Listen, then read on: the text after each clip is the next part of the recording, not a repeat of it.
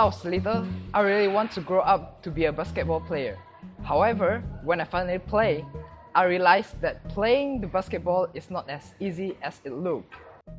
Yet, playing basketball really helped me to comprehend the concept of energy transformation. When a basketball bounces and hits the ground, it actually transforms some of its energy to another form of energy. It has two different types of energy, kinetic and potential. Wow, science behind the game. I feel like an Einstein now. If we want to accelerate an object, then we must apply a force. Applying a force requires us to do work. After work has been done, energy has been transferred to the object, and the object will be moving with a new constant speed. The energy an object has due to its motion is called kinetic energy. An object that has motion, whether it's vertical or horizontal motion, has kinetic energy. To calculate kinetic energy, we should begin to find the work done by force. Work is parallel with force times distance, which is work equals to force times distance.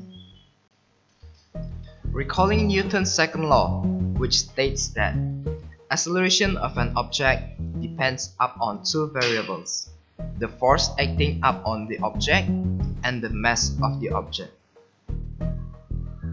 So we can conclude that work equal to mass times acceleration times distance. If we recall our kinematic equations of motion, we know that we can substitute the acceleration if we know the initial and final velocity, vi and vf, as well as the distance. When the net amount of work is done on an object, the quantity becomes work equal to half mass times velocity of object squared. Subsequently, potential energy. Potential energy is an energy that is stored in an object. Two examples above illustrate the two forms of potential energy. They are gravitational potential energy and elastic potential energy. Gravitational potential energy is the energy stored in an object as the result of its vertical position or height. The higher that an object is elevated, the greater the gravitational potential energy. Elastic potential energy is the energy stored in elastic materials as a result of the stretching or compressing. The more stretch, the more stored energy. The more compression is given, the more force that is required to compress it further.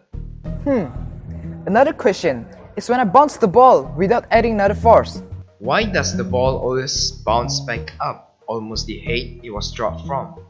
Well, energy is conserved, which means that you cannot create or destroy energy, but you can change it to different forms of energy.